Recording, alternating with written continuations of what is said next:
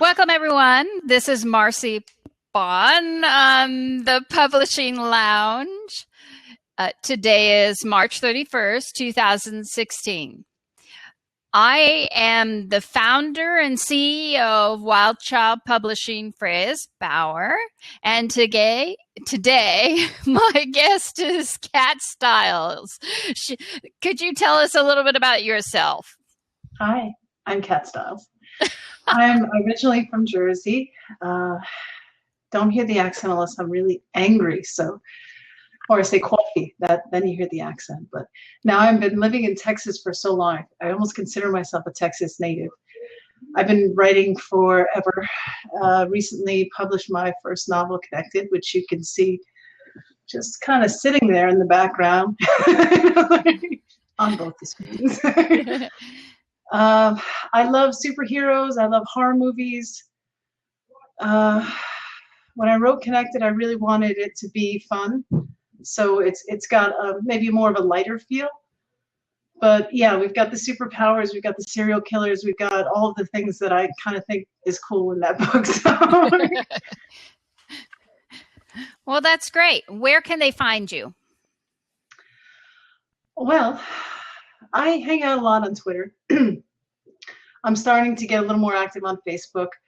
As far as my books, I'll post the links shortly here for where you can purchase them: Amazon, Barnes & Nobles, iTunes, Kobo, all the usual places you can find the book. And of course, my blog, which is undergoing a change very soon. So it'll look a little bit neater and less cluttered.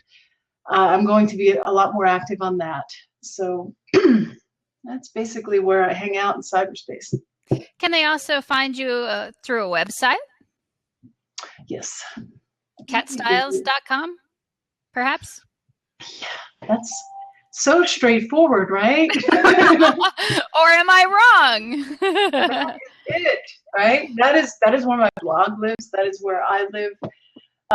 But yeah, let me give you all the social places that I hang out here. Like I said, I'm most active probably on the blog and Twitter.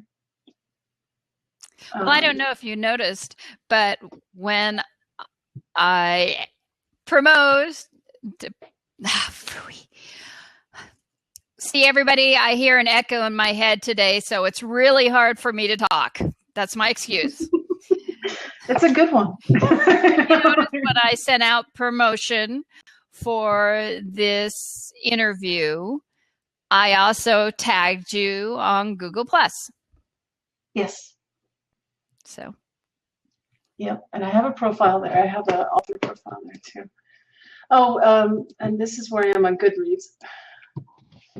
Sometimes I hang out at Goodreads. So is it all Kat Stiles or Kat Stiles author? Yeah, it's one of the two, right? There are some other Kat Stiles out there apparently, so I couldn't always get Kat Stiles. I think I got that. I got the domain, thank goodness. I think Twitter and Facebook already had a Kat Stiles, so I had to do Kat Stiles author. Well, that just makes it more precise. Right, and then they know kind of what I do, right? That's true. Right there in my name. So what got you interested in YA? YA is fun. It's kind of a fun time in most people's lives. I mean, I'm not saying I had an idyllic high school experience, because I didn't, right? And that's probably reflected in the book.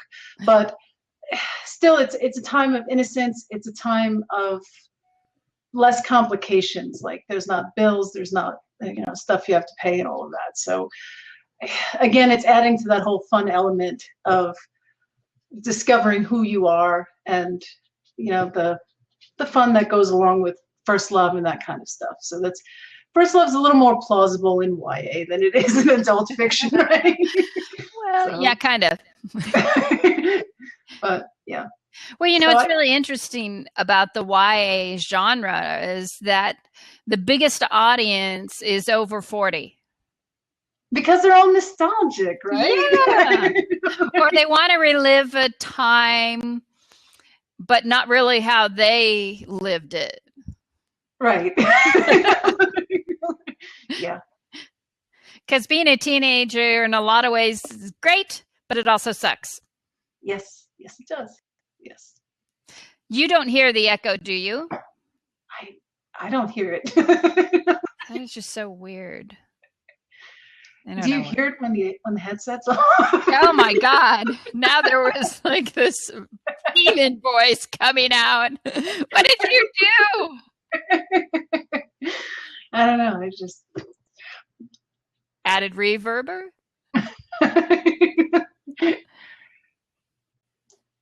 So Connect is the first of 3?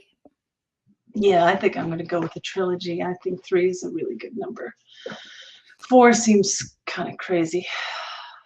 But yeah, I think I'm probably going to wrap it up with 3. Start with 3. Maybe Roz will have her own series. She needs a spinoff. She really does, because everybody loves her. So yeah, I think we probably should do a Roz spinoff. Did you have, were any of these kids based on real people? Yes, yes. So, and I only discovered this probably a couple of years ago, but M is actually me backwards, right?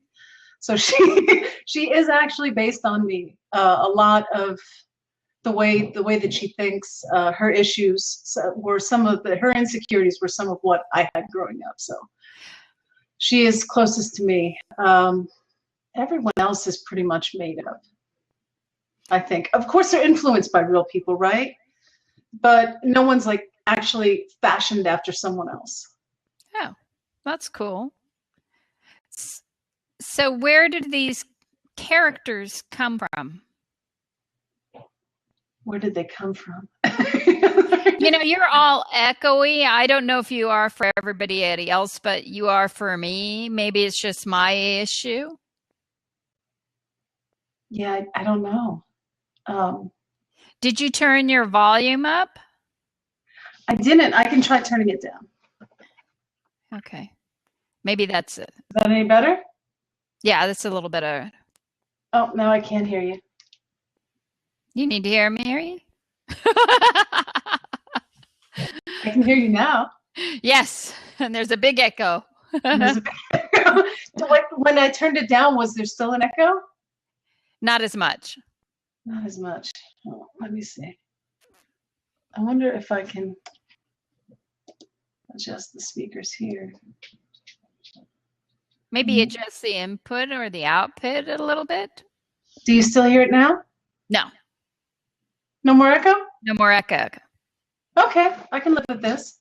Cool. If you can. I can hear you quite loud and clear. Oh, good, good. I can hear myself too. That's the problem. So why superheroes and why the abilities? See, the abilities that she has. I'm so sorry. It's just weird. Really weird to hear myself. Well, I love superheroes, right? I'm a superhero geek. I grew up loving Spider-Man and Wonder Woman, the X-Men. I have to say I'm Marvel over DC. But I still, even as crazy as that last movie was, I still loved it because it's a superhero movie. It's just fun to think about how different life would be, the things you could do if you had these kind of abilities, flight and telepathy and clairvoyance. It just is interesting to me to think about how different it would be and what you would do. So that's kind of where I'm coming from with that, right?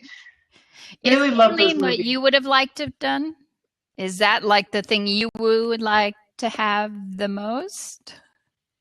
Yeah, I would love to have superpowers, sure. I mean, who wouldn't, right? I think healing is kind of cool, which is probably why it's front and center and connected. Because that seems like one of those powers that is always useful in almost any situation with superheroes, right? So My daughter would love to fly. Yeah. Flying is probably the most popular, right? I'm doing a poll right now with the YA scavenger hunt as part of one of the contest entries, and I list a bunch of powers. And believe it or not, clairvoyance is winning, which I was surprised. I thought it would be flight because I thought that was the whole thing, you know. But so far, clairvoyance is winning. I guess people think of the lottery or something. Right. But you know, I mean, that never works. No. In anything I've ever seen, it doesn't work like that. No. So, Unfortunately, no. no. Not that I'm clairvoyant or anything. Gosh, I just can't listen to myself. It's hard. I understand. It's like listening to yourself sing, right? It just doesn't sound right. Yeah, it's true. The second I stop and start listening to what I'm saying, then everything just goes in my head because I hear the echo. Okay. That's why. Anyway, it's not about me. It's about you. I'm making it all about me. Sorry. I'm really sorry. So, oh gosh. Okay, I'm just moving around here. So, what do you do in real life? Well, no, I mean, you're an author, but also, do you do anything except being an author? Yes, my mild-mannered alter ego is as a database administrator. So I do T-SQL, and then I have a second job that I contract as, where I convert Oracle PL/SQL into T-SQL and vice versa. So that's kind of interesting. Yeah, it's IT. If you don't know anything, if you don't know any of the acronyms that are coming out, it's computers, it's IT, right? I'm not going to explain what a database is because I'm not going there. I actually understand. Good. I don't know if everybody else will. So, not that I want to understand. I just do because I have to. Yeah. And it's one of those things that once you know what it is, you know, it's like, yeah, I kind of interact with them on websites and things like that. And but yeah, it's actually interesting, especially the development part. You actually can be a little bit creative. So now, we were talking yesterday, and you were telling me that you're not really a pantser; you're more of a plotter. yeah, in terms of how I write, I do try to have an idea of what's going to happen. I've used outlines before as well, so it's one of those things where I have the bones, the basic bones, and then I do kind of go where it leads me in the individual scenes and things like that. So it's almost a combination of both styles. But I can't imagine just sitting down and writing a book and not having any idea. I guess some people can do that, but that's that would be difficult for me. You know, I consider myself a pantser, but I do have an idea about what I'm going to write or kind of the story. Okay. But from there, I end up just kind of pantsing it. Yeah. Sometimes it can be fun that way, right? And then sometimes when you're editing, you end up doing that because it's just not working. So it just goes where it wants to go, where it should go. Have you ever had an idea that you wanted it to go one way, and so you were writing it, and then suddenly there's nothing there anymore? You know what I mean? You kind of write yourself into a corner because it's what you want, and your characters are like, no, we're not doing this. I have had that happen, and I just have to completely look at the scene a totally different way. And you know, I mean, you do outlandish things, right? You take a walk. I go to the bathroom. I get inspiration in the bathroom. I don't know why. best ideas come to me there. I guess because I'm relaxed. I don't know. But also, no distractions. Right, that's true. That's true. Although with two children, sometimes bathroom isn't even a sacred place. It's not. I used to get good ideas when I was at work, actually, because there's no children to bother you. So, I notice they're not in your room right now. I've locked them out, and I told the husband to not have them bang on the door. So, but I don't have any cats here either. I am all alone. It's kind of weird. I'm used to having someone around me. Typical mom. Yeah, totally. So you said you've been writing for forever? Yeah. What was your first book or story? Oh, my first story, I think I was in like second or third grade. It was a ghost story. Ooh. Was that what you were reading at the time? I'm sorry? Was that what you were reading at that time? You know, it's very strange. When I was young, I used to read a lot of nonfiction. I used to read a lot of biographies of all things. So I don't know that I was reading that. I guess I just found it interesting anyway. But yeah, I used to read a lot of nonfiction, and not so much anymore because life is too short, right, to not have fun. And I like to have fun when I'm reading. So there was a period where I was reading a lot of ghost stories. Oh, cool. But they started getting really creepy. And I couldn't read them anymore. Yeah, you get nightmares, right? Yeah. That makes it hard. Yes, it does. Although my nightmares were much worse than the ghost stories. So. Yeah. Well, some of these horror movies with the ghosts are pretty rough. Yeah. Previews, and you're like, I don't think I want to see that. That's going to be too much. No, mine usually are worse than these ghost stories. Well, maybe not now, but they were back then. Yeah. Now you have some knocking. Was that knocking? Walking in the other room. So, gosh, this is so interesting. When you write, do you need absolute quiet to do it? Heavens, no. I know. I'm sorry. I hear myself and I'm struggling to talk again. No, the question is hilarious to me because, I mean, if that were the case, I would never get any writing done. I mean, even before I had children, there was never absolute silence. Silence is always something going on. So, do you like to write with music on? No, I don't think so. Because, I mean, I guess there are some times where I like my inspirational music, but I'm one of those people that listens to the lyrics and I'll sing them out loud. So that can be a little distracting for me.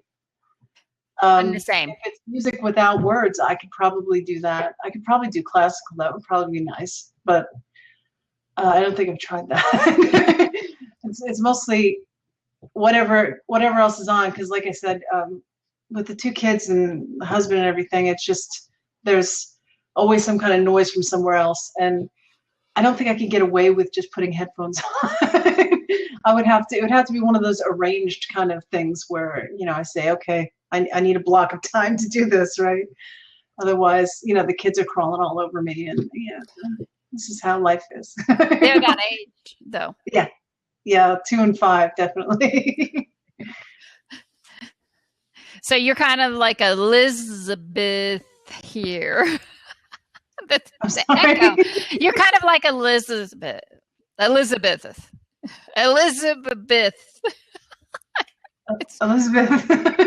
Okay. You're kind of like Elizabeth. She's here. She's one of our authors. I interviewed her, and she has 3 kids. And I think the oldest one is 9,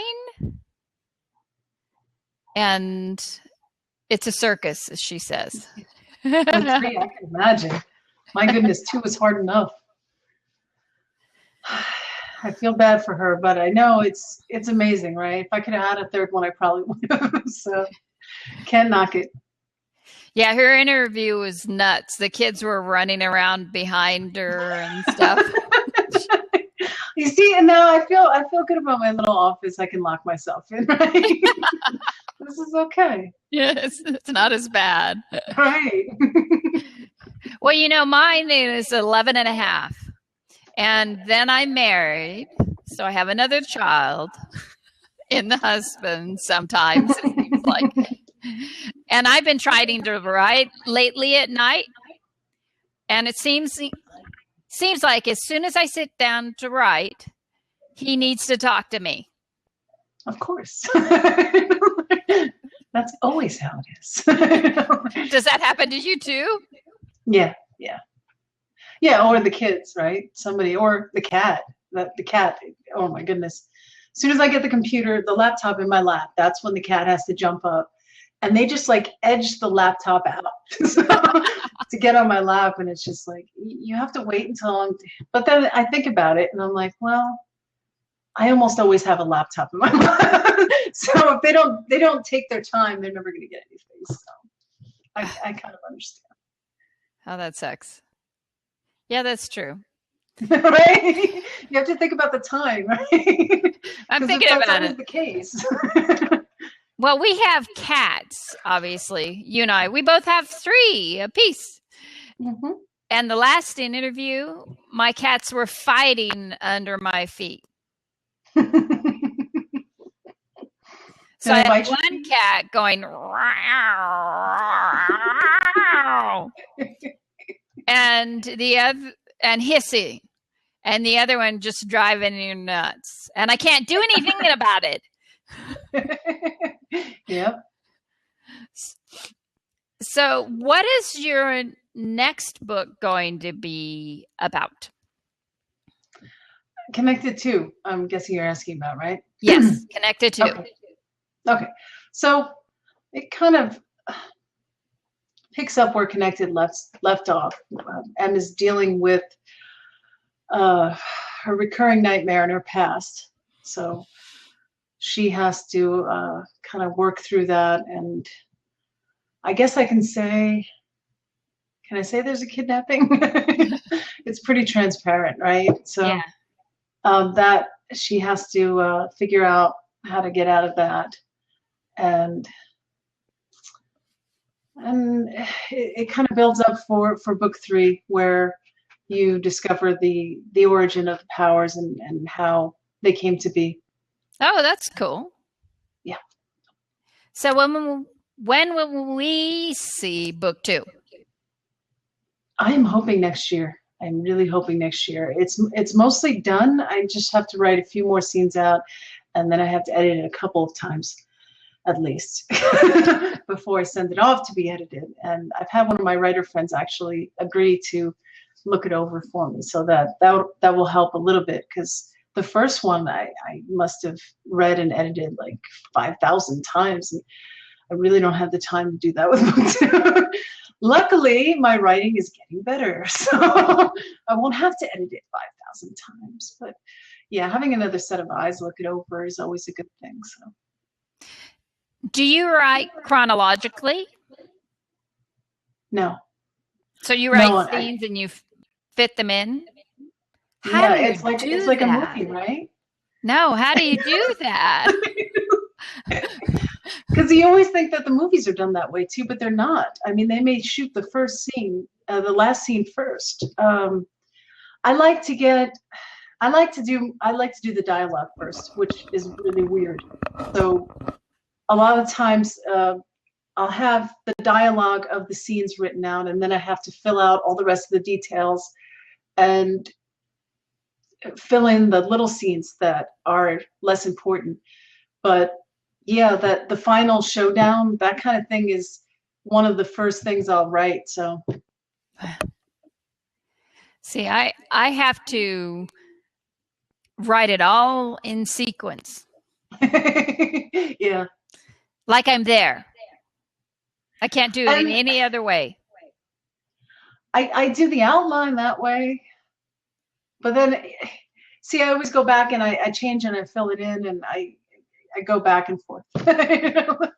So as much as I would like to do it that way, I think that would make sense. It just never happens. So.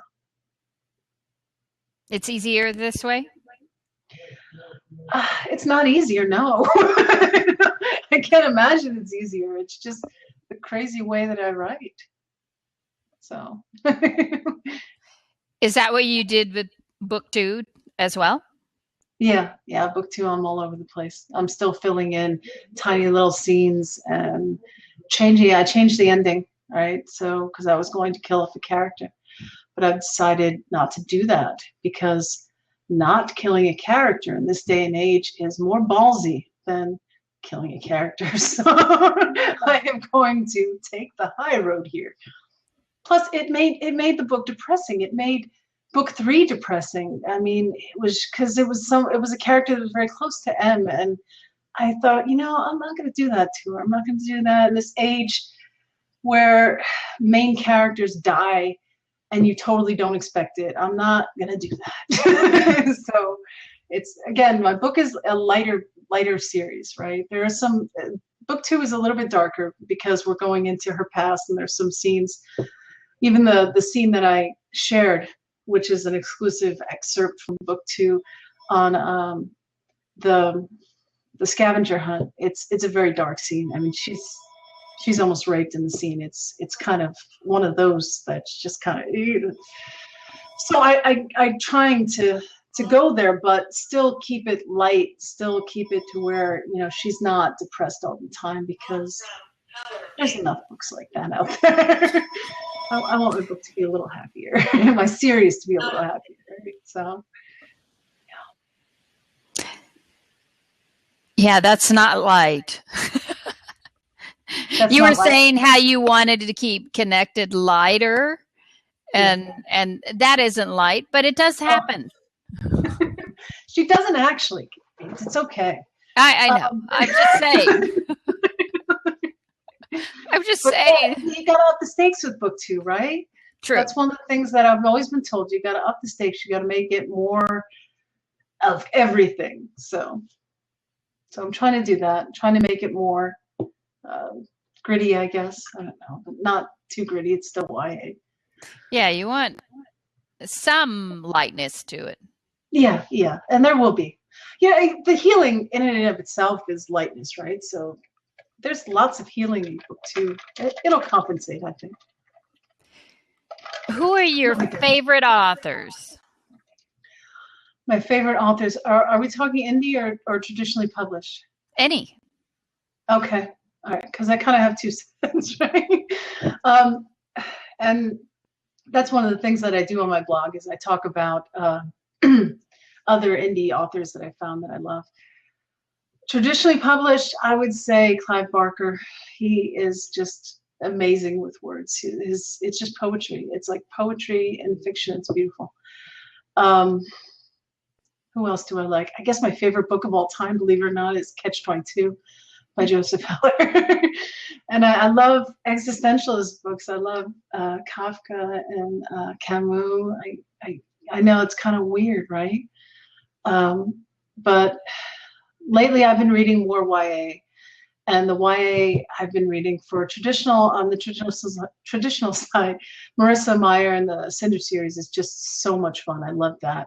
I loved The Selection by Katz. The one, there were like 4 of them or something. I don't know. I didn't think I would like those books because it was about like almost like a beauty pageant, and I'm not really into that. But she's a really great writer, so it was fun. It was just a fun experience. So.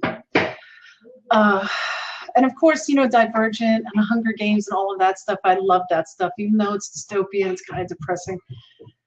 Twilight, all of that stuff is amazing. And on the indie side, I really like IA Initiate and IA Boss by John Darrell Winston. The Shadowed Strength books by Wendy Wilson, Shadowed Strength and Shadowed Instincts. Those are great. But it's, being an indie author, it's kind of hard to get exposure. So some of these titles that I'm saying, you're not going to know who they are. It's one of those things. We just have to keep spreading the word about each other. I agree. So, do you have a favorite YA genre? I really do love YA paranormal romance, but I kind of like horror. Of course, I haven't read a lot of horror lately, but I would like something along the lines of Christopher Moore with YA. I think that would be fun, where it's just funny and it doesn't take itself too seriously, because even my book kind of takes itself seriously more than I would like. I think it would be nice to just kind of be off the wall. John Dies at the End style, right? I love that book. I almost forgot. How could I almost forget about John Dies at the End? So something like that, where it's just kind of crazy funny. So that's cool. That's cool. My favorite, it is really romance or historical. I tried to read a new adult recently, and I just didn't like it. I guess I can't relate to that age anymore. So was it romance? Yeah. Okay. I've read a couple of those too. They're kind of fun. I'm not really drawn to it, but anything written well is fun for me. So I'm not too picky, but yeah, I love romance. The feeling of romance. That's always kind of fun, right? Yeah. The happy end ending. Yes. I like the happy ending. Am I saying ending? Or am I saying ending? It works. I like it. That sounds weird. I wonder, my child is playing Minecraft online, and I wonder if that's affecting my internet. Oh, it could be. That happens with me often, actually. So.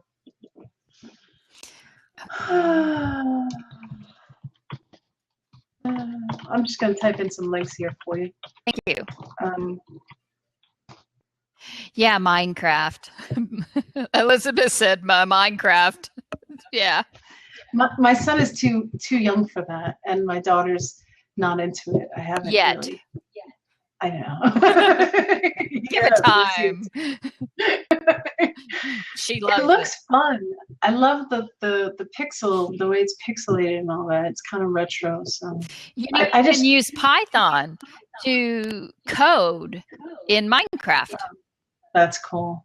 That's really cool. I know at my job, open source is really kind of an important thing where I work. So that's neat. But my husband also thinks it's great. I don't care. Yeah, and it's addictive. That's why I don't want to play it, because I don't want another commitment.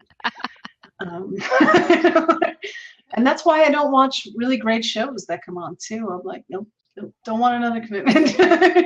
We love the Big Bang Theory. We love the Big Bang Theory.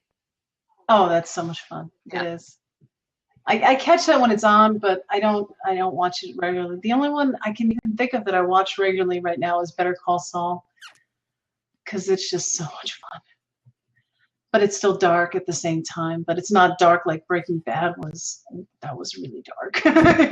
We never watched it. I try not to watch dreadful things, right? My husband watches The Walking Dead, and that's just totally dreadful. Yeah. There's no hope. Nightmare. There's no hope at all. I agree. I like hope. Yes. Hope is so much better. It exhausts me to watch that kind of stuff. Your only hope. Star It's Wars. horror, so it's cool like that, but there's hardly any zombies, so Yeah, that's true. yeah. Yeah. We also we just discovered Two Broke Girls. Now that looks like a fun show. I haven't seen it. Oh, the things they say. Not for Yeah, children at all. right, At all. right. Well, Walking Dead and Better Call Saul's also not for children. I'm sorry, I should be talking about Descendants because that was a really cool show, right? I really loved that. Were you a Firefly fan too? Did you ever watch that? I did watch it a couple of times. It wasn't something I watched the whole series through though. So it was fun. The couple of episodes I watched. I've tried to watch some of these new paranormal things on TV, like the CW has Once Upon a Time, Yes, and that looks fun. I haven't seen that though. I can't get And I into don't know it. if we're still on that trend of fairy tales, like with Cinder, where Cinder is really hot, and Once Upon a Time and that kind of stuff. They just seem to be coming. I swear to there's another Snow White movie. This is like the sixth in like 5 years. There was just in the trailer for it. I'm like, why do they keep making Snow White movies? I don't understand. But I guess we're still on that trend then, because this Snow White movie's coming out. I don't know. I think because they want to go with what they think is going to sell.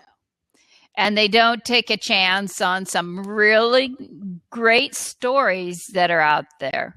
Like Connected. Connected would be cool. As a movie. Superheroes are a hard sell, but I'm hoping they'll become more popular now with Superman versus Batman and all of the Captain America and Avengers movies coming out, Ant-Man, all of that. I mean, that was just really exciting. I'm very excited to see all these superhero movies. Even though it's and Deadpool, don't even get me started on Deadpool. That is such an amazing, it's my favorite one now. It's my favorite superhero movie. I haven't seen it yet. You have to see it? I'm not a superhero person, but that one looks fun. It is really fun. It does not take itself seriously at all. And that's what I love about it. Is he's constantly talking to the camera. It's so much fun. Wasn't it written by a woman? Was it? I think so. Okay, so that makes sense. That's awesome. Why it's so brilliant. It was just that makes sense. The writing was so brilliant, it had to be a woman. There you go. No, nothing against men. It was very funny. It was very funny, and that if it really was written by a woman, that kind of debunks the whole theory that women can't be funny, right? Well, I don't even want to talk about that. The new Ghostbusters movie too looks really fun, so I can't wait to see that. Okay, so I'm looking at to see who wrote it. Well, maybe not. I thought it was, but I guess not. Someone else wrote Deadpool. Okay. I'm just looking. But it was so much fun. Like I said, I'm such a superhero junkie. I loved the Punisher movie with Dolph Lundgren, right? And I mean, most people won't watch that, but I thought it was good because, well, I still love Dolph. He's amazing. But it doesn't even have to be good writing. I mean, I've watched Daredevil, and I can watch that. And I tried watching The Flash. The series? Yeah. I know a lot of people like it. I don't know if it was the acting or the writing. But I couldn't get into it. I actually haven't seen that one. I couldn't get into it. Yeah. The new Daredevil one wasn't too bad. And then there was the woman. Oh my goodness. This is gonna bother me now. The Jennifer Jones? Who? Jennifer Jones, is that right? I don't know.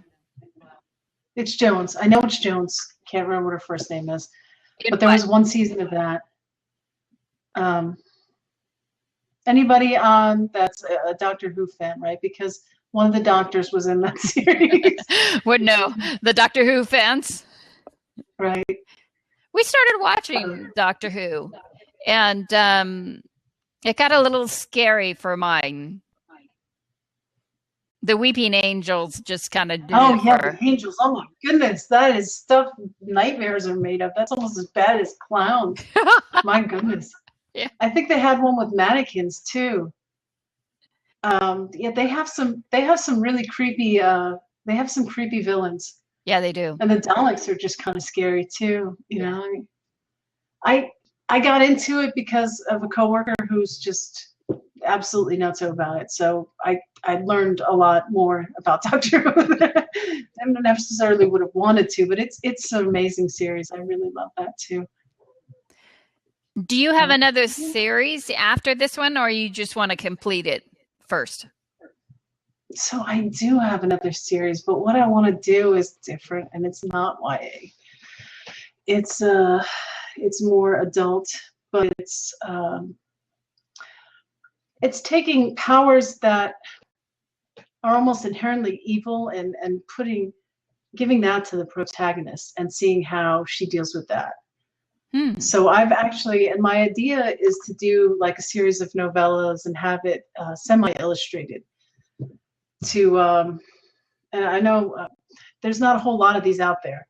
It's either a graphic novel or there's no illustrations. But I think Clive wrote a book. I can't remember which one it is, and it's actually for kids or teenagers.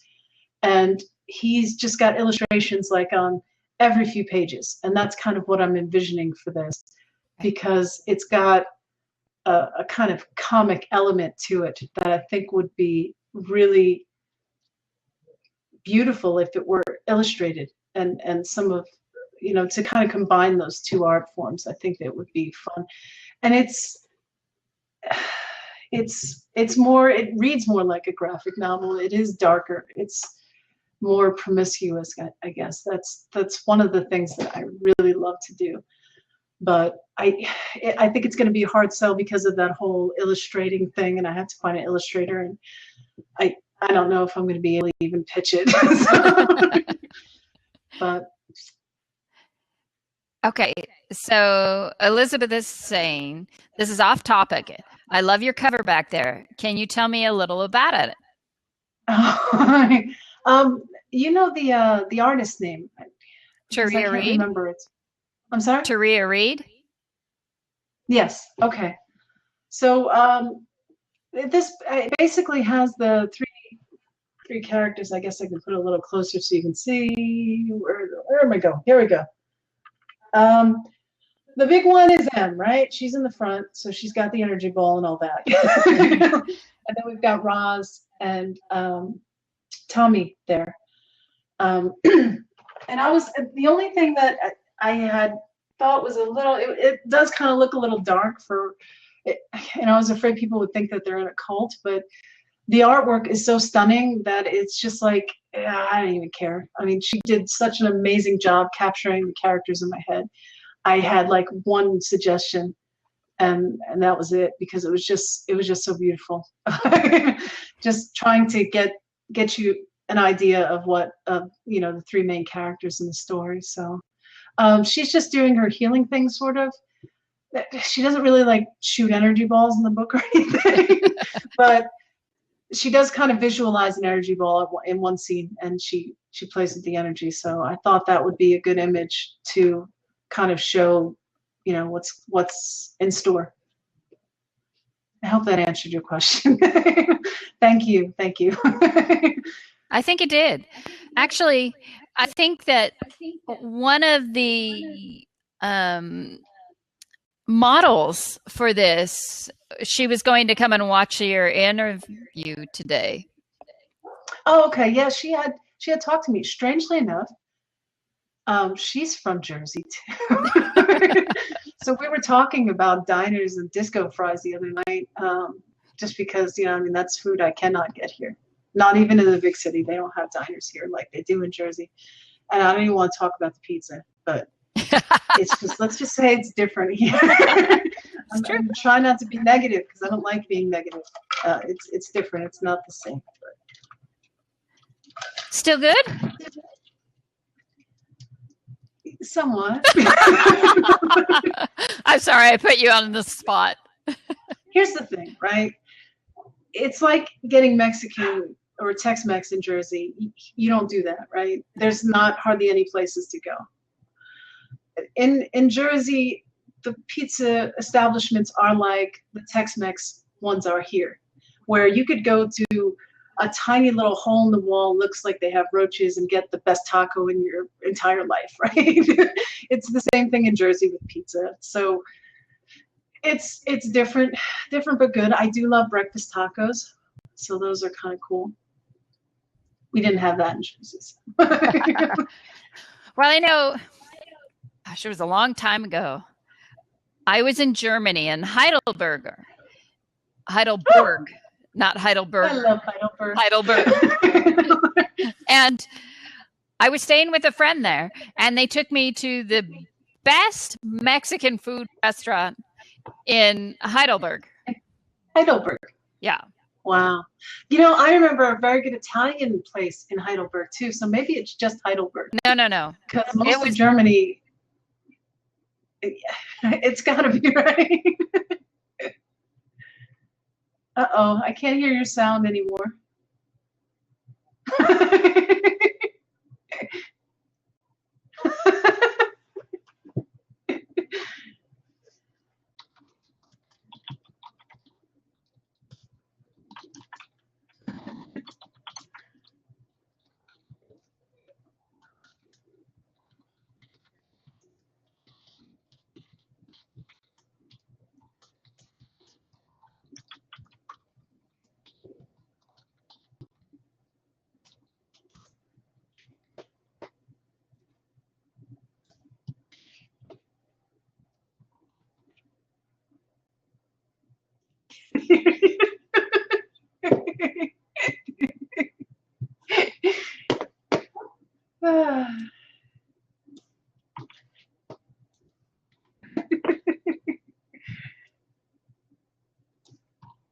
You need to refresh it or something?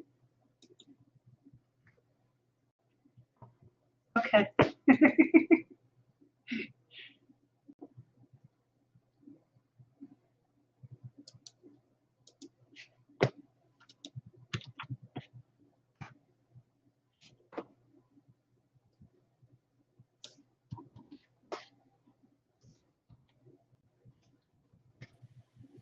Can you hear me? I can. Yay! Is it still echoing? Yeah. Oh. Unfortunately, yes. But at least I'm back. As it turned out, my daughter was off the internet, or so she thinks. But I don't know. I'm questioning that. Oh. Yeah. So have you traveled anywhere? Have I traveled? Outside of the U.S. or around the U.S. besides New Jersey to Texas? Yeah, Germany. I lived in Germany for 3 years. Wow. So the military, my ex-husband. So that was interesting. Near Heidelberg? I wish. No, we were in Baumholder. It was horrible. But we had Ramstein and Kaiserslautern, so we would always go there. And then every once in a while we'd go to Heidelberg because that was like an hour and a half away. So we didn't go there very often. Were you north or south? Of Heidelberg? Yeah. Man, I can't even picture it. Blocked it from your mind? West? I don't know. I need a map of Germany to be able to tell you. That's okay. It was a smaller base, so it was Army. Did it influence any of your writing? Germany? I don't know. You know, honestly, it was one of those things. It was right after we got married, so we really didn't have any money to travel. So we were right there in Europe, and we hardly saw anything. Just took like a tour of Italy and France, and I mean, I did get to see the Louvre, so that was nice. But I don't know. it certainly influenced my reading, right? So if I had not been married to the military, I don't think Catch-22 would be one of my favorite novels. Because people who aren't in the military or married to it probably don't get that novel at all. Mm-hmm. But I find it absolutely hilarious. But yes, as far as my writing, I don't know that it did. I try not to visit the depressing places, right? I had my father and my stepmother come visit, and we visited an old concentration camp, and that was just horrible. Oh my goodness, it was just, the energy there was just, oh my goodness, it was rough. And I try not to, so I'm an easy crier too, which is really strange that I didn't cry in the Batman versus Superman movie. But again, we're not going to talk about that. But I always joke that I cry at tampon commercials, because there actually was like a tampon or a pad commercial during the Super Bowl, and I cried at it. So that is something that I do. And I was just like, there were buckets of tears at that place, and I try not to do that. If I know I'm going to cry, even books or movies, I will try to avoid them, because it's just, it drains you to cry that much, you know? So, yeah. I don't like them either. I like happy stuff. I like happy endings. I don't like horror. I don't like, yeah, I probably won't be seeing, what is it, Batman versus Superman? Yeah, it doesn't really have a happy ending, does it? I don't want to spoil anything. That's okay. You don't need to say anything. I'm not going to see it. I'll go see Deadpool. I'll watch Deadpool. That one has a happy ending. But horror movies in general, you'd think horror movies don't have happy endings, but they do. They almost always do. Because you survive. You survive, and you kind of realize how important life is, and you're not a jerk anymore. If you were a jerk at the beginning, you're a better person by the end of that horror movie. I mean, there's all kinds of roles in place and everything. It's so much fun. So love the horror movie genre. I do not. I am a wimp. Well, most people don't, right? No, a lot of people love it. But I'm a wimp. I'll admit it. Yeah. Well, the nightmare thing too. I can understand that. Nightmares are intense. Yes. Yeah, they are. I used to have nightmares about things chasing me, trying to kill me. Let's see. I had a nightmare about dogs that actually had hands, and they were eating people. They were eating people? Yes. Oh. And they could get into cars and everything. They could open doors. So, oh, man, that would be a good horror movie. It was horrible. Horrible. I had a dream recently that Zachary Quinto was stalking me, which was kind of nice as far as nightmares go. Because he's just why I have cats. Yes. Elizabeth said that's why I have cats. Well, you know, when I was a little girl, no, you guys don't know this. When I was a little girl, I was about 5, and we lived out in the country, and 3 rabid dogs chased us into the house. And we managed to get the door shut and locked right before they got to us. And they were standing at the windows. We have these huge windows next to the door, and they were snarling at us through the glass. And I was about the same, I was about the same height as the dogs, and they were dripping blood from their teeth. So they gotten into something. Oh my God. We happened to see these dogs coming down the road and suspected something wasn't right. We didn't recognize them. So we ran into the house, and they chased us in. Oh, man. We have dogs. I don't. But I mean, when I was a kid, we had dogs. So I'm not really afraid of dogs. But is that why you don't have dogs now? No, I just like cats. I prefer cats. I don't want to have to take a dog for a walk, pick up their poop, all of that. Yeah, it is So. kind of gross, but dogs are generally nicer. If they ever made a dog that could purr, I think cats would be obsolete. I really believe that. Cats are wonderful. They're kind of standoffish at times, right? I mean, I love my cats, and like I said, my my tiniest one, the alpha female of the entire household, is kind of like a role model to me because she doesn't take crap from anybody, and it's amazing, and nothing else could do that like a cat, right? So I'm not saying, I love cats. I do have a reverence for them, but they're kind of jerks, right? There was this Robot Chicken skit about cats can be jerks, and one of the cats tripped the owner down the stairs because it's a cat. A cat would do that, right? Just because. Well, there's some really great cats. One of my editors, Sean Howen, she has some. They got in. They're trying to get in. Yeah. Well, I think one of them picked the lock, so sorry. It happens. Well, there's a will, there's a way. Yeah. Elizabeth said, I could so relate. They're amazingly resourceful for 2 and 5. It's just, yeah. Not in the bathroom. I don't even bother to shut the door when I'm in the bathroom. No, me neither. Because what's the point? If it's not a kid, it's a cat. Why don't you I have let the one me cat in? that has to get the water from the faucet, from the tub, right?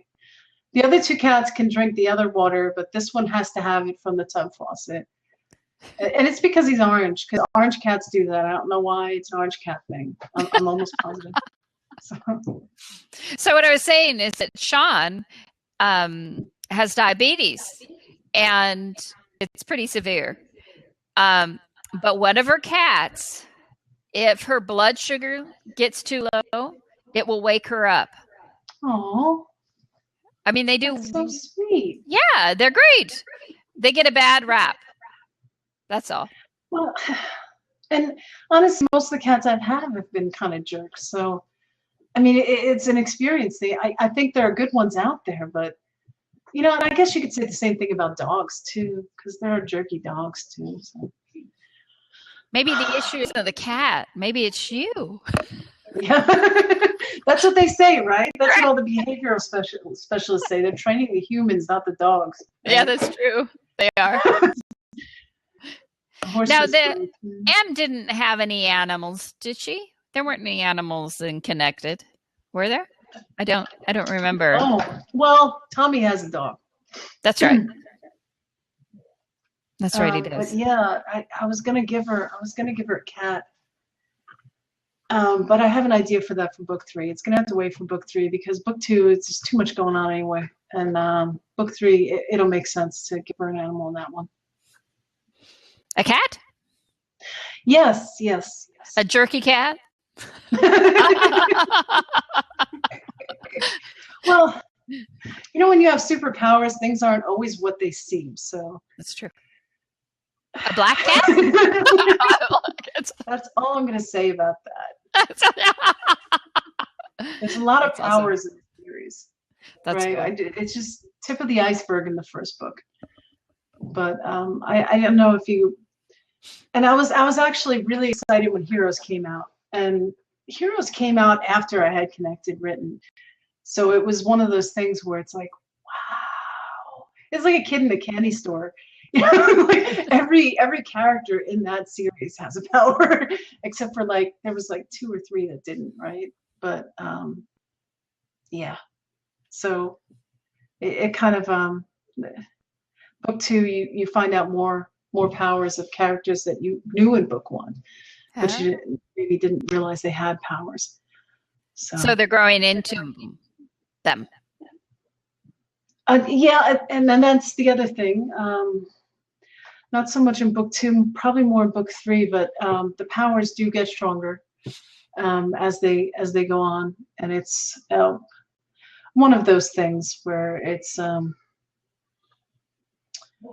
think coming into your own and learning how to use it and being relaxed with it and all of that. So it's just kind of a natural thing that's going Does to Roz happen. get powers? What? Does Roz get powers? She has powers. Okay, I'm not going to have you spoil anything. I'm sorry. I'm asking questions.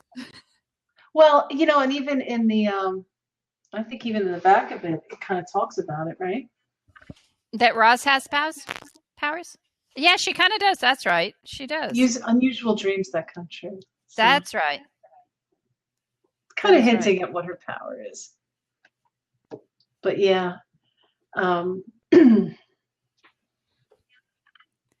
Yes, we look at the book and can stop talking. Right. What did it say on the back of there? I don't know. It said something. That's right. That's right. Oh, that's great. But yeah, some of the other characters that are in book 1, you kind of see what powers they have in book 2. So it's fun. It's fun finding out characters you didn't think had powers. So if you could, would you write only for a living, or do you really enjoy the programming? I love databasing, but writing is what I've always wanted to do. I've always been an English nerd. I've always wanted to write since I was in high school. I knew I wanted to be a writer. So absolutely, if I could do this and not have to have 2 other jobs, I would do this. So yeah, I love it. It's so much fun. And I love reading. Reading is the other part of writing. Really, it is. I mean, if you want to be a good writer, you've got to read. I mean, that's just kind of common knowledge, right? So I love that that's part of this because I love reading. I mean, even when I'm driving, when I drive back to San Antonio, which is where my main job is located, I work from home most of the time, but every once in a while I go back. I have my Kindle read to me the whole time. And it's just so much fun. So, love reading. Did you need to do some research for Connected? Believe it or not, it's kind of based on experiences I've had with Reiki, the healing part of it.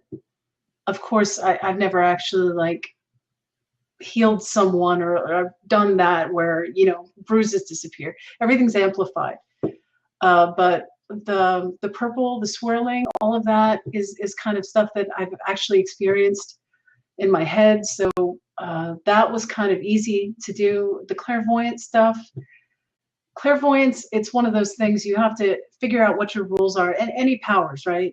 You have to figure out what the rules are and kind of stick to them throughout the series. So not as much research for that. Their powers are more organic, so it's not really that different from what a regular human can do. It's just amplified. So that kind of stuff, not so much. Yeah, it wasn't a whole lot of research. I had to do more research on the little parts of it, right? It's funny how that works. I think in book 2, I was doing research on postal workers and stuff like that. Stuff you wouldn't even care about, but it's in the little scene and it's the details, and you kind of have to know how that plays out. So, what else? Cars, right? For the scenes with Tommy being a mechanic, I had to do some research on cars and fixing things and how much stuff weighs and things like that. You wouldn't think that even matters, but just to keep it where it's okay, and it makes sense to someone who's into that. Pardon me. No, I get it. There's a lot of little things that people don't realize as an author that you have to research. Even in contemporary, I know this is a kind of urban fantasy paranormal kind of thing. And but there's so much little stuff, and your muse will dictate what you need to research. Mm-hmm. I am researching China in the 1960s right now for a book I'm working on. Yeah, you said you're into historical, right? Because that's a lot of research, isn't it? Well, the 1960s, not really historical. It's considered more of a contemporary. But it would actually be easier if I was writing something about China in, say, the early 1900s, because the time I want is after or during Mao's Cultural Revolution. So not a lot of the real information is out here. Oh, okay. It's really more about what the Chinese government wants you to know, and not what was actually going on. So, not that our government doesn't do that, but our society is more transparent than Chinese. Right. So it's been pretty interesting trying to. And no, I don't always write historical. I have some contemporary, and the one that I have releasing in May is more of a contemporary paranormal urban fantasy thing, kind of thing. And the only research I really did was about specific locations. I'd been there, but I didn't know them well enough to know the streets and stuff like that. Oh, yeah, yeah. It helps to write about places where you've actually lived, right? Yes. Oh, my goodness, yeah. No, I couldn't do that. Reading the comment. Yeah, I know. David said that he'd researched World War II prison camps for a recent manuscript. Yeah. No, I used to work for the Museum of Tolerance, and it's all about the Holocaust. So I learned a lot that I didn't want to know. Yeah. It's way too dark. And if I went to Europe, I wouldn't go to the concentration camps. No. I don't need to visit that. No, it was not pleasant. However, I'm also researching about Japan's Unit 731, which was the answer to the Nazis' medical experimentation. So it's grisly. Yeah. Yeah. And then China's Great Famine, which happened in 1958 through 1961. They estimate between 36 and 45 million people starved. Oh my goodness. And that was created by Mao and his policies. So yeah, that's kind of, and they were starving, the people were starving to the point that there was cannibalism. Oh. Yeah. So that is dreadful. Yeah. So it's going to be kind of dark. Yeah. It'll have a happy ending, but it's going to be kind of dark. What can I say? You got one of those. It's okay. Yeah, I know. There's a smile at the end, right? Yeah, not light rating there. Funnily enough, it's erotic romance. Really? Yes. Wow. So it'll have that, but it's a shapeshifter. Like yeah. It's a shapeshifter erotic romance set in China in 1960. That's awesome. Even though there's going to be that dreadful part of that, that sounds like a really cool plot. It really does. My muse is Um, I guess she doesn't like to make things easy.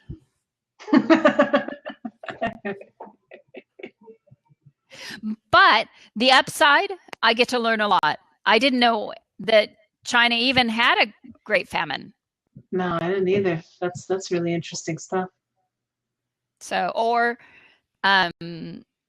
that there was a Unit 731, and that Japan even had medical experimentation. Medical.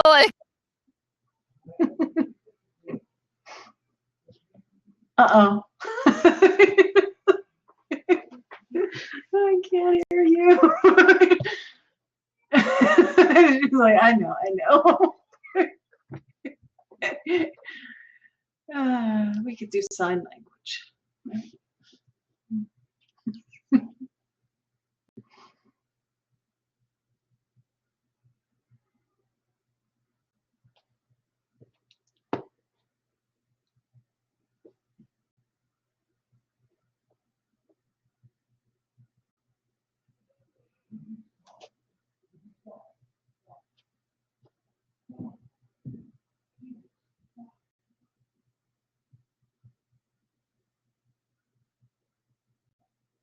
I still can't hear you.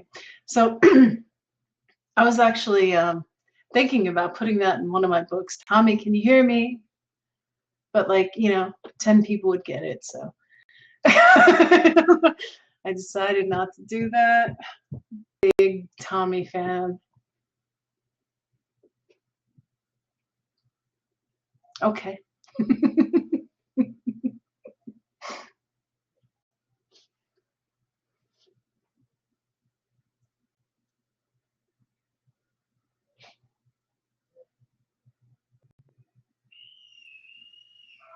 All right. Can you hear me now? Yes. Echo. Echo. So as soon as the echo goes away, then I know you can't hear Mary. Yeah. Hear okay. me. Oh, that's right. During Elizabeth's interview, her daughter took her pants off. Did she moon everybody? Because that's just awesome. My 2-year-old is constantly taking off his clothes. He just wants to be naked. Oh, thank God. Yeah, no one saw her, but okay. But Elizabeth was telling her to put her pants back on. Well, I don't know if you can hear the husband yelling at the children, so it's yeah, it was video gold to where you can't. I don't know. Oh, it was awesome. Well, people thought it was very funny, except you, Elizabeth. Yeah, she totally gets it. It sounds awesome. Well, I'm glad no one else hears the echo that I hear in my head. No, I'm not crazy. Your headset, I really do. It doesn't usually do this, so there's just something weird going on. I don't know. Yeah, I don't know either, but it sucks. That's all I can say. It sucks. April Fool's Day Eve, right? Yeah. Yay! Not looking forward to tomorrow. Well, now that we know that it's April Fool's, we'll be on our guard. Right. Yep. Absolutely. At least your kids are too young to do that. The 5-year-old probably not, but she's nice. So I thought Star Wars was already out. Star Wars is coming out tomorrow? I thought it was already out. I'm confused. No, wait a minute. That must be an April Fool's. Oh, okay. You see, I would have believed it because I'm. Oh, wait a minute. Star Wars? Do you mean the DVD? So, because you, Oh, oh, so her son's not Right. going to sleep tonight because he knows that the DVD of Star Wars is coming out tomorrow. Right. I didn't see Awesome. the movie. I should probably get the DVDs just to introduce my children to it. But You may not sleep either. It's not a bad. It's it's an okay movie. It's the same, plot pretty much, except you have a woman who is the heroine, and I think the Luke has once more ran away. You know, he used to do. I'm sure I was a Jedi too. well, We're all nerdy here. Star Wars is great, and I love Star Wars and all. Even though the first episode 1, 2, and 3 were really interesting, I'd say. But I'm more of a Star Trek fan. It seems like you're one or the other. I mean, you can like both, but you really, really like one, right? And I'm Yeah, more on the Star Trek side. I'm So, more Star Wars. are you? Yeah, well, Okay. I used to watch the original Star Trek, and it was creepy. I love the original Star Trek, and yes, it is creepy, and that's what's one of the things that's so wonderful. Maybe But that's where the demarcation is. Star it Trek was people so like creepy. critical. I should see. I don't think I have Bella here, but I have Bella the Sharon. You Oh, remember that it was black and Star white? Trek is coming in June. Yeah. David said that Star Trek's coming in June. Yeah. So I can't wait for that movie. Um, no, the series. The series. There's a new series. I'm actually excited about the new series because it's not supposed to suck. So some of the recent series have not been so good, right? Let's That's be awesome. honest.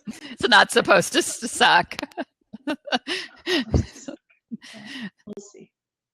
Well, that's an awesome, how do you say? I don't want to say review, but you know what I I mean? can't get my hopes up, right? Right. Because Yeah. Yeah. you know, uh, the Well, have Enterprise you ever one. considered writing sci-fi? I'm sorry. Have you ever considered writing sci-fi? Oh God, if I wrote sci-fi, it would have to be the very soft kind. Because the hard kind, I can't even read it. I can't do it. It's too. I don't want to say cerebral, like I'm an idiot or something, but it is. It's too much effort to read Yeah. that, and I want to be, transported into my other world. I want to be thinking, happy thoughts, and that one easy. I want it to be easier, right? Because when you write SQL and you look at all the code and you try to go in and figure out what's wrong with the database, that is not fun and it's hard. So, Yes. so when I do the fiction and I do the movies and everything, I don't want to be thinking so hard. So, uh, if I write, it'll probably have sci-fi elements to it, but I don't think I could do straight science fiction. I don't think I could go there. As much So as it's do fun, you but consider Star Trek soft sci-fi? yeah, I do. Right? It's not. It's not like Henlin. See, I don't even know that one. I don't know Heinlein. that person. What is this? I'm going to type it in. Heinlein. But even Asimo, I've been told it is really. Oh, okay. Yeah, no, not familiar. Uh, and I know that there are gaps in my reading that I probably should address. No. Recently, I read Austin for the first time, and I know this may piss off some people, some women, but I'm not a fan. I'm not. I'm sorry. No. You And don't have to be. I read Pride and Prejudice, but it's almost sacrilege. Like if I say that on my Twitter feed, I will get so much backlash about not loving and wanting to die for Pride and Prejudice. You know, I don't I'm like him sorry. anyway. Huh? I don't like him anyway. Hemingway? No. A huge Hemingway. I don't like him or his writing. He's a little rough around the edges, right? I Yeah. Oh, you went through a haunted stage. It was I'm shaved. so, I'm so glad it was a stage and you didn't stay there because so many Oh, women just stay there. Like, here, let's do Emma, let's do all of these movies and books and yeah, I could see that. Again, it was difficult to read it. It's not fun to read that for me. Because I mean, there's a lot of and you're supposed to read between the lines and there's a kind of taming of the shrew element there but it's still this whole patriarchal society, and it's still kind of difficult to read and you just want to slap them it's frustrating. I don't like yeah, and I don't like a lot of characters, and some people have said that about Anne because she's kind of oblivious, so they want to shake her, right? Because and that happens sometimes, but if there's too much of that back to back where I just want to strangle the character, that annoys me after a while, no matter what I'm reading, right? I have to be able to at least relate to them. They have to figure some stuff out. They have to, be a little bit strong, right? well, there was a book, that one that I was telling you that I was trying to read, that was the new adult, and it was contemporary. And the issue that I had was that the character at a certain point, she did something totally unbelievable for me. So, and I just wanted to throw the book across the room. And I'm not like that. I love books. I will not. I taught my daughter not to dog ear. I'm the type. If I read a book, you'll never know that it was ever read. It'll be pristine condition. Wow. I just the bind isn't even like broken or anything. Almost not. You look at it and you think it'd never been read. No one had ever taken it off the shelf. Wow. Except for some of my research books, like the mythology. Who is it? But it's a mythology book that's been around forever. And then some of my other books, you can tell because I've opened them a lot, but I don't like to put my books upside down on the table. I mean, I am just, I'm very. Yeah. Oh, funny. I almost, worship these things, which is why I'm a publisher, It makes sense. Makes sense. I was a librarian for a long time, too. Do you have to go to college for 8 years to do that? I heard it was some insane amount of time. Well, or like 6 years. It's a long time, but I didn't. I was a senior librarian assistant for like 2 years. And then I was the head librarian at a private school for 4. While they were looking for someone who actually had a degree. And they were willing, they really wanted me to go get a degree, but I was like, that's not what I want to do, So, but if I'd had that, and I have my master's in music, I could have worked at a university as a librarian. So, but I didn't want to spend the 2 years extra on top of what I'd already done, right? And the $20-something thousand. Right. So, yeah, they would have helped pay for it, but I would have had to work there for like 5 years. Oh man. Yeah. Like an internship or something. Yeah. That way. And it makes sense because they want their investment back. Right. But I just wasn't interested in doing it. Although I love libraries. The smell of books. They have a wonderful smell. I love ebooks too. I just like to read. Yeah. No, I do. I every once in a while, I still have to have that regular book. I mean, I have my Kindle and I'm constantly reading that. It's got like 200 books on it or something ridiculous. But every once in a while, you gotta have that real book in your hands. You gotta have Yeah, a feel of a real book. it's I nice. was really excited when the local library here told me that they actually accepted my book, so I was excited about that. And they put this little cover on it, and I didn't take a picture. I'm going to, but it was just like one of these, right, the paperback, and they put the cover on it, and they put a little thing in the back where they rent it out. Like, oh, that's so Do you cool. mean do you mean it was a clear cover? Yeah, yeah. I used to do that. I processed the books. Yeah. Yeah.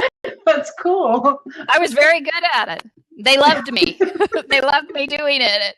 I could, and I went through a lot of their donations. And because I'd read so much, I knew what books to keep, what books to get rid of. Oh, okay. And so they really loved me there because I loved books. Right. And I think in high school, I mean, per year, not including what we had to read for class, I was easily reading 2 or 3 books a week. Oh, wow. So I was a avid reader. And in the summer, it was more. Yeah, because you don't have the other time you have to do class. Yeah. I'm with you on that one. I kind of miss those days a little bit. Being able to read all the time. It's harder now because I know too much. As an so that's editor. Interesting, right? That whole after you write and you edit and you do all that, it almost takes the joy out of reading somebody else's, because you're like, oh, look at all the adverbs. That's a point of view violation. How can they write like that? And this, because that happens to me sometimes too. And I try not to be like a grammar Nazi or like that, because like my husband does that sometimes, and I'm like, please, if I corrected you every time you did it, because life is too short to constantly correct people. You knew what they were going to say, you know what they meant, right? So I kind of try to do that when I read, to say, okay, I kind of know what they're saying here. I can't believe this is a bestseller, but I kind of know what they're saying, so let me keep reading. Right. Kind of like that, sometimes. But most of the times when I'm reading, like the people who have sold millions of books, it's just like, it's like candy. It's like eating candy. Yeah. It's just like, there's a reason they sold millions of books, is because it's amazing, right? So, you would hope. Like I said, most of the time, right? I've come across a couple of indie ones, and even a couple of traditionally published ones, where I'm like, looking at it like, why are they bestsellers? Yeah. But most of the time, the big names, when I read it, it's so easy to read. It just kind of flows naturally, and it grabs me, and I'm transported to that world, and it's amazing. It's an amazing experience. So. Well, that one I was telling you about, the new adult, where the heroine, it was first person, which if done right is okay, but then it was present tense. So I was struggling with the first person present tense. Yeah. And then the main character did something that was so, it just didn't make any sense. Actually, what made sense is that it was a plot device. These two characters were really falling for each other. And the only way she could spread it out and make it a story was to have some type of conflict. And the conflict was not believable at all because of the way it was set up. Yeah. So, and I just don't understand how it did so well. It really has. It has like over 1,700 reviews. Oh, wow. And Wow. and it was recommended to me by someone at a bookstore. So I picked it up and I'm like, okay, I'll try it. So far, 3 of the 4 books they've recommended.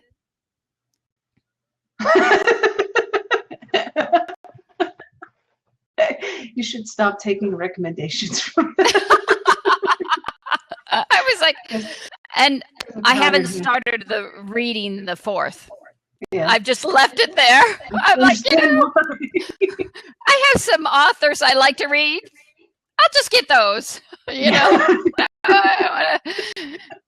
So is the writing beautiful though? Because like with Clive Barker, he could write about a snail crossing the street, and I would still read it because he's just amazing. Because some people can get away with that, right? Yeah. If the writing is good enough. It was okay. It was okay. You know, I mean, she did well enough that I was able to get past the first person present tense. You know, so I see a lot more present tense lately, though. I don't know if you've noticed that. It's weird. But I've seen a lot more of it lately than before. I don't like it. But I'm old school. But I don't like it. Yeah. You know, but if it's done right, then it's good. Now, see, one of the other ones they recommended was also first person, but the problem is that there were 2 points of view. So then we have, first person, and first time they switched to the next person, it took me like 2 or 3 pages to figure it out. Oh, was it in the middle of the chapter? I don't remember. But I remember it was like I was reading and I thought it suddenly went, wait a minute. Yeah. This isn't the same person. And when that happened, I was just like, okay, I'm done. You know, I'm done. I can't do it. So I'm going to donate them. This one was also like a seller. I'll donate them to the library. Somebody will want to read them, right? You might as well, right? I want to read them, just not me. Right? What can I say? That's so funny. I actually wrote an article about POV violations because that annoys me a lot too. So I kind of understand that. I could see you actually. I could. Yeah, I've done that before. Because it really is very disconcerting, and there's no reason for that. There's no reason for that. Or this third person omniscient. I recently read what was, they say they're a bestseller. I didn't like check their stats or anything. But, you know, I mean, they're indie, so I don't know how bestseller is bestseller really. But it was like third person omniscient, I guess. I don't know what point of view it was. I really don't. Because you can kind of see inside the head of multiple characters, and it just annoyed me to no end. Yeah. And it's just like, it bothers me because it feels like they're cheating. You know, it's like I have to go through my book 4,000 times and make sure I'm not making any violations. And I'm really careful with mine. So you should have to be careful with yours. You know? It's like a jealousy thing. Yeah. I totally get it. Why do you get to do that and I don't? You know? So. Very few people can write omniscient well. Right. That's my opinion. No, and I don't like it. Absolutely true. I don't even think that's an opinion. I think that's a fact. You know? Because I mean, I never see it done right. You know, I can't. No, it's a cheat anyway. It's a cheat. And one of the other books there's probably authors that are writing on this chat saying, "What is she saying?" Now, one of the other authors I read, it was a historical romance, and the author did wonderful research. So all of that was really nice, but it's kind of slow. You know, It was slow. Slow. The Yeah. pacing was ponderous. And the other thing was that almost to the end of the book, it was third person, so that was fine. But maybe 25 pages out from the end of the book, the author threw in this third POV. And it was completely unnecessary. And that just kind of clinched it for me. That I didn't care for the book, and I wouldn't be reading more of the series, which is too bad. Yeah. I've had books like that where I was on board until like the final scene, and then like there was this one book about angels or something. It was so much fun. It was a good book. It was well written. It was an indie book. And then the protagonist she didn't even participate really in the final showdown. She didn't save it. She wasn't the one who saved it, you know, and it's just like, oh, how could you do that? We were rooting for her this whole time. She's got to fix the problem, you know. Right. And the love interest fixed it. And I was like, no, this isn't a damsel in distress. You can't do that in this day and age. Elizabeth was wondering if I ever leave reviews, and I do. But I won't leave a review, or this is new. Someone told me I really shouldn't leave a review if I haven't finished the book. And I agree, but if it's to the point that you can't finish it because you're so disgusted, but I don't know if I want to leave that kind of review. Right. You know, I mean, it's not cool. I would give that other one that was a historical a solid like 3.5, because it kept me reading through the end, and because of the research, and the writing was fine. It just wasn't, I don't know. It's lacking something. So, yeah, I mean, a lot of people obviously like it. It's done well, just not me. Right. And do you find as a writer that you don't want to leave, like, skipping reviews because you know what it does to you when you get one of those? I find that if it's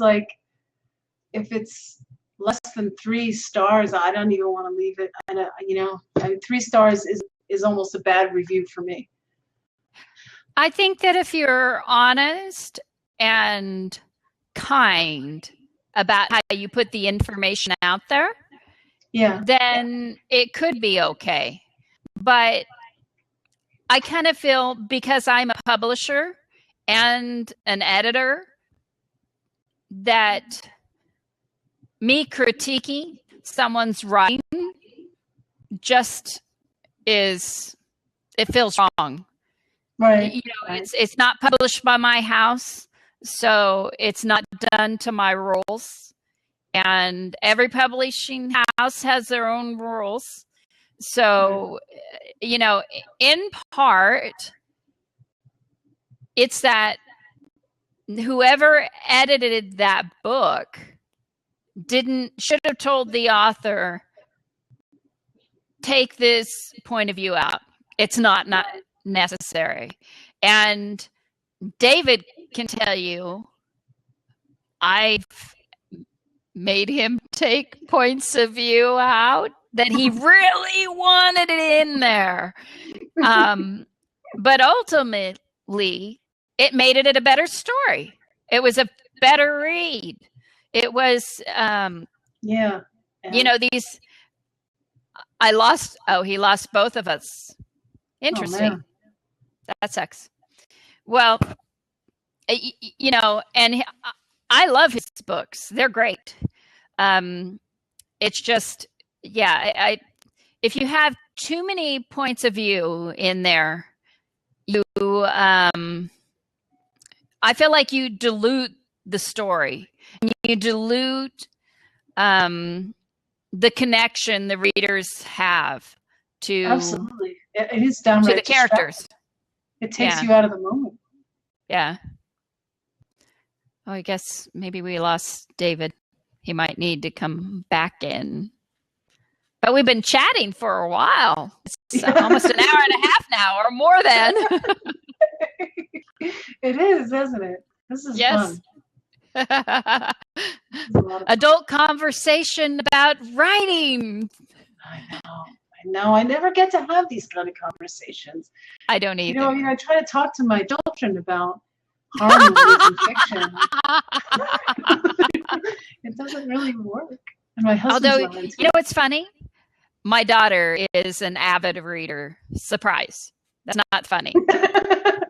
However, she's starting to edit books that she reads. Oh, no, really? Yes. Is that what she wants to do when she grows up? No. She'll just say, I found an error. Yeah. I found an error. I'm like, she's my daughter. She's my daughter. Oh, Is that good or bad? Right. Well, it's like I was saying, you don't want to lose the wonder you have when you're reading.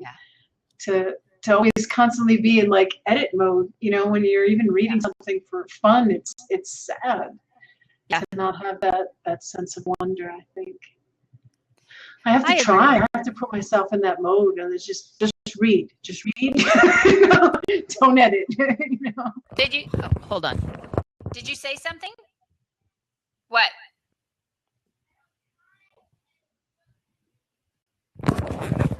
She doesn't try to edit it. She just finds things that are... They just pop out at you, right? Yeah. Yeah.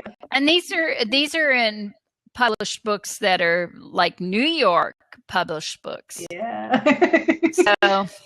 It is amazing what you find every once in a while. I'll read the sentence over and over again. That's not right. That can't be right. We're human. Even they are human.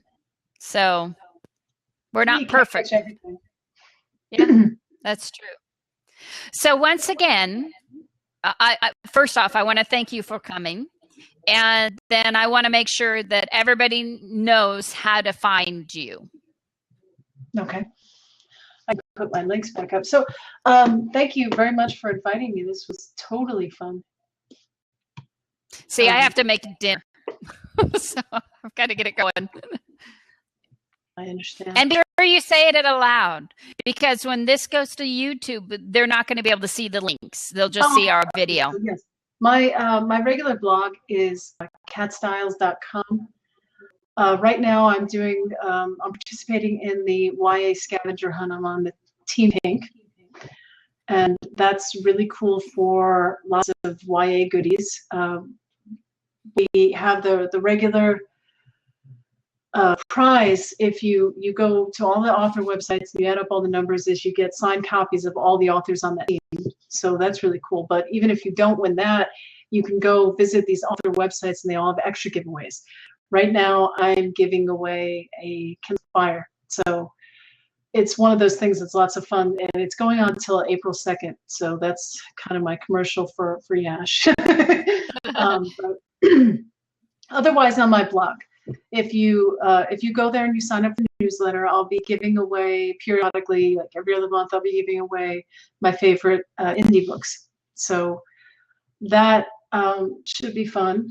And I'm going to, like I said, start writing maybe some more articles, some more posts on my blog. My blog's going to be redesigned. So that's something to look forward to. I have a trailer on YouTube as well. I don't know why I don't have that link there. Oh, wait, there it is. Okay. Put that in there, too. Oh. Goodness gracious. Hold on. So is your blog on your website? Or do you also have like a Blogspot one or WordPress? Well, yeah, so my blog is a WordPress website. Um, right now, when you go to katstiles.com, you see connected with YA Paranormal blog. As I said, I'm going through a redesign. So in the future, it is just going to say Kat Stiles, and then I'll have a link for the blog for the YA, connected with YA Paranormal. So that'll be a little bit separate.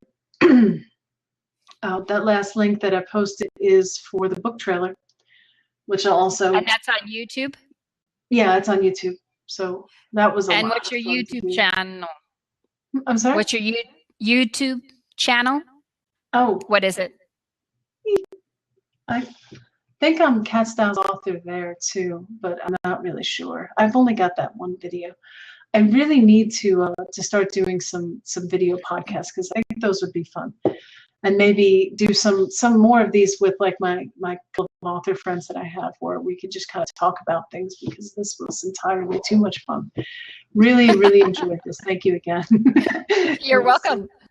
So yeah, I mean, I'm trying to do more of that, trying to do more of the blog posts. I've already done some articles here and there. I'll compile all of those on my blog going forward too. Like I was talking about, point of view, editing, stuff like that I found that has helped me throughout the years. So how about on Twitter? It is fun. And Facebook, and you're also on Google Plus. So yes, your Twitter, Facebook, Google Plus. On Twitter and Facebook, I'm Kat Stiles author, and on Google Plus, I'm just Kat Stiles. So those are, if you don't have the link or anything, it's all Kat Stiles author for the most part. Like I said, I am on Twitter a little more active than the other platforms, but I am getting more active on Facebook. Google Plus, not so much. I just kind of have that because they said I was supposed to set that up, and it's supposed to help in the search rankings. I wish it took on, right? Google Plus seems really cool, but nobody hangs out there. So I don't know. I get it.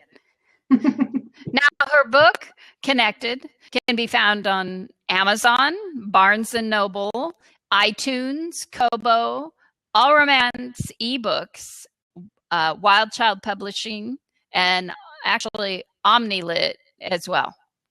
So her book can be found in all of those places. And also go to her website, katstiles.com. Right? Yeah, I have most of the links on there. There's a couple places that you mentioned that I don't have the links on the website for that, so I may have to get those URLs from you. That's okay. That could be done.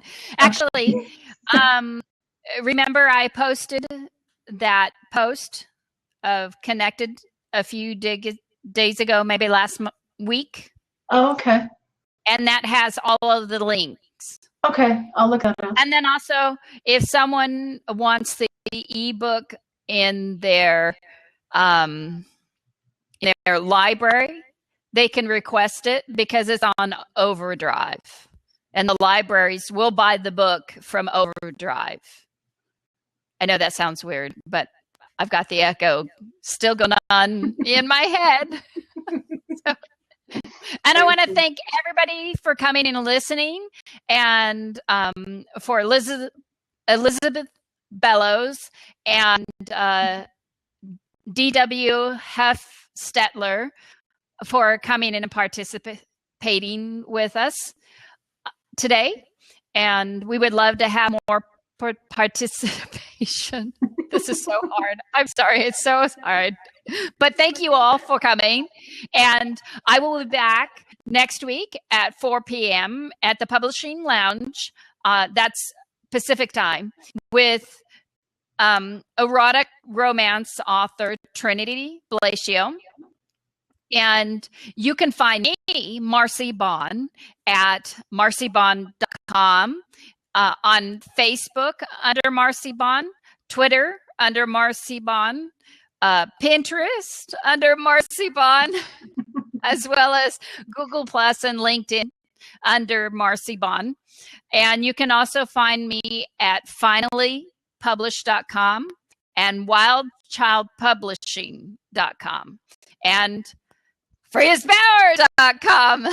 I'm everywhere. If you just Google Marcy Bond, that's Marci, B as in boy, AUN as in Nancy, you'll find me. There aren't many of us. Actually, there's one of me. Only one. Not a lot of Marcy Bonds running around, which is a good thing. So, yeah, that's nice that you got the same name for all of them. Yes. But it's not a common name. Not a lot of Marcys, not a lot of Bonds. So, yeah. And again, thank you for coming, and I'll see you next week. Thank you.